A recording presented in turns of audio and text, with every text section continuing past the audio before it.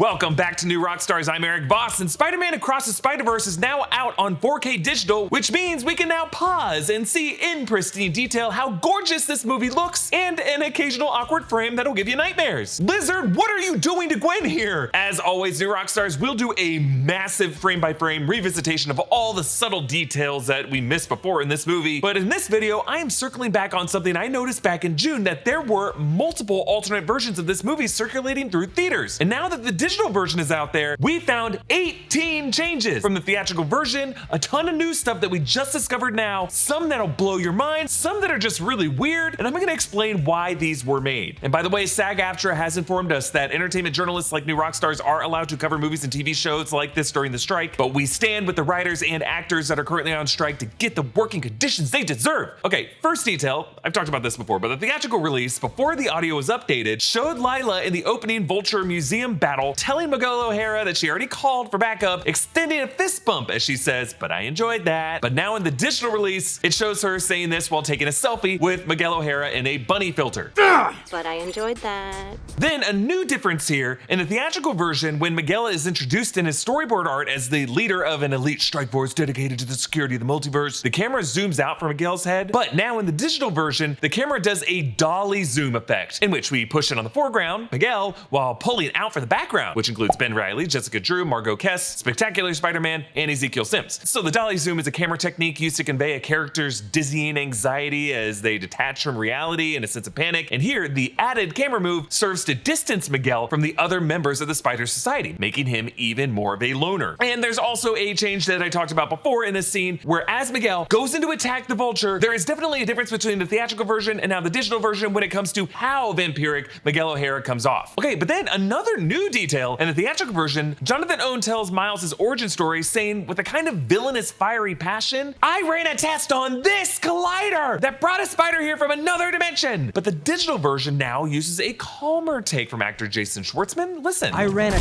test on this collider that brought a spider here from another dimension." So why the change? Well, maybe they didn't want the Spot to be so goofy and over the top angry in this moment in order to set him up as a more sympathetic figure, which he is. They did a similar thing with another change line I talked about in the last video in Gwen's digitally reassembled recording of the events leading up to the explosion in Jonathan Owen's apartment when he created the dark matter. Owen in the theatrical version says, "This should work, or vaporize me and everything in this building," and then he shrugs and says, "What the heck?" But in this digital version, Owen is slightly more empathetic. All right, this is gonna work. Or vaporize me and everything in this building, which would not be good. Yeah, he recognizes that it would not be good if it vaporized a ton of innocent people in that apartment building. But then shortly after the scene, Jess Drew tells Gwen to keep away from Miles. In the theatrical version, Gwen says, "I'll never see him again," and Jess says, "Nah, no kidding." But then under this, in the theatrical version, Miles, while he's invisible, pops up a purple text box of his inner monologue pronouncing "what?" But in the digital version, there's no text box. And a little bit later, when Miles meets Spider-Man India, there is a subtle difference in the chai tea moment. In the theatrical version, Miles is a little bit more defensive in his reaction. "You're saying DD. Would I ask you for a coffee with room for cream? I'm sorry. I'm so sorry." But now in the digital version, Miles is a bit more humble and resigned in his shame. "You're saying DD. Would I ask you for a coffee with room for cream? Sorry.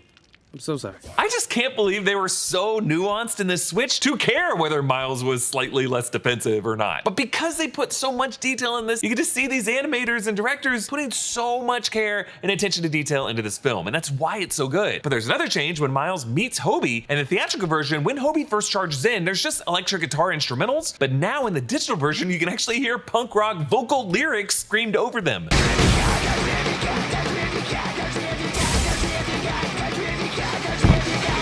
Also in the theatrical version, when Praviter greets him, Miles asks, "Hobie?" And there's nothing above his head, but now in the digital version, you can see yellow text with Hobie's name. Hobie? Why the change? Well, maybe with Hobie's chaotic entrance and his thick accent, it was kind of hard for some viewers to understand even what his name was. Now, interesting change here. When Gwen clears the rubble on the bridge in Mumbattan, in the theatrical version, you can definitely hear Haley Steinfeld's voice crying out, "Miles, no, no, no, no, no, no," assuming the worst about her friend. But in the digital version, they used a version that removes Gwen's dialogue.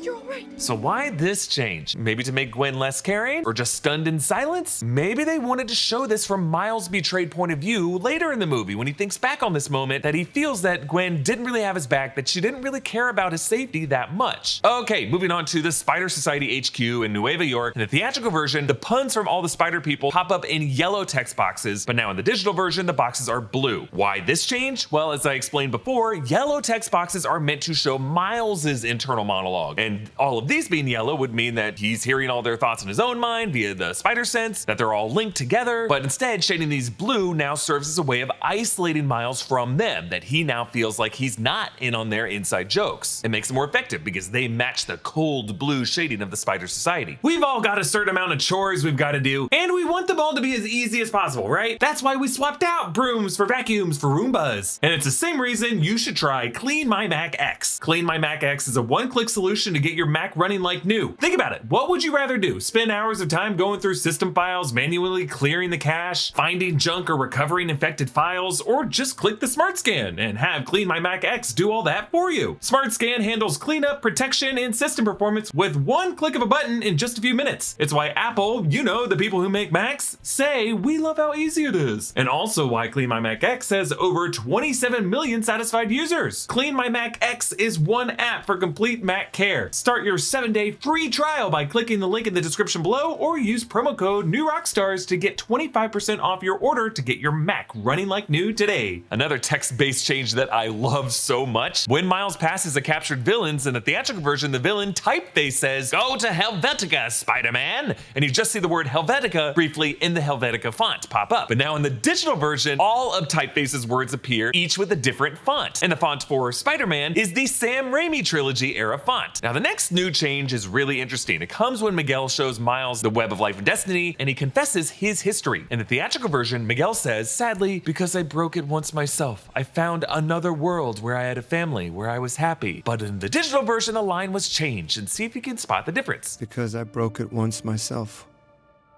I found a world where I had a family, where I was happy. Did you catch it? They changed it from "I found another world where I had a family" to "I found a world where I had a family." It's very subtle, but it shows how Miguel was so depressed that he didn't find another world, because in his current world, he was so alone that his whole idea of having a family only existed in the past tense for him. It's like he never had a family at all at that point, that he just wanted to find a world where he had a family. Next, in the theatrical version, when Miles gets chased, he hits Spider-Wolf, and Spider-Wolf makes a yelp. But the sound has changed subtly for the digital version. Yeah, it's less of a triggering dog yelp, which many of us dog lovers would just hate to hear in any context, so we're grateful for that change. Then another change, in the theatrical version, Ben Reilly puts Miles in a sleeper hold and says this. "This is called a sleeper hold. I'm using my bicep to constrict you." But in the digital version, Ben Reilly's line was changed. "I've got you trapped in my well-defined musculature, so don't even bother." In addition to avoiding putting a young kid in a dangerous chokehold, this makes the move more of a parody of Ben Reilly's 90s comic art design. Then, big change here, in the theatrical version, when Miles pulls the big move on Miguel, he says, "Nah, I'm gonna do my own thing. Sorry, man. I'm going home." Now, in the digital release, Miles actually says, "Nah, I'ma kill myself." I'm kidding. He actually says the same thing, but they take out the part about him going home. "Nah, I'm gonna do my own thing." Now, I like that going home bit, but this would set up Miles not actually going home, but going to the wrong universe, which sets up two final changes in Earth 42. In the theatrical version, Miles' realization comes to him internally through his own voice and yellow text boxes. "The spider that bit me, it wasn't from my dimension." But in the digital version, Miles hears another voice in his head shouting with no text box. "A spider that gave you your powers wasn't from your dimension." That is Miguel's voice. It's kind of like A Christmas Story, "You'll shoot your eye out" nightmare ringing through his head, where Miguel is screaming at him in his mind, shaming him, and that is what Miles hears. And then lastly, in the final scene, when Prowler Earth 42 Miles reveals himself to 1610B Miles, in the theatrical version, Prowler Earth 42 Miles has braids and his hair is pulled cleanly back from his forehead, with a face otherwise indistinguishable from our Miles. But in the digital version, Prowler Earth 42 Miles Miles has more hair over his forehead and distinguishing lines on his cheekbones, making him look more mature and more intimidating, because this Miles has seen some shit. But as I mentioned in my past videos about Across the Spider-Verse, I do think the Powler Miles in this universe, along with his Uncle Aaron, are actually the good guy vigilantes fighting against the Sinister Six of that universe. I think we'll learn more about them in Beyond the Spider-Verse and realize they're not that bad. They're just, you know, kind of scarred. Hey, I want to thank Eric Francisco with his help for this video. Please subscribe to all 3 channels of the New Rockstars Network. You can follow me on all social platforms at EA Voss. Thanks for watching. Bye.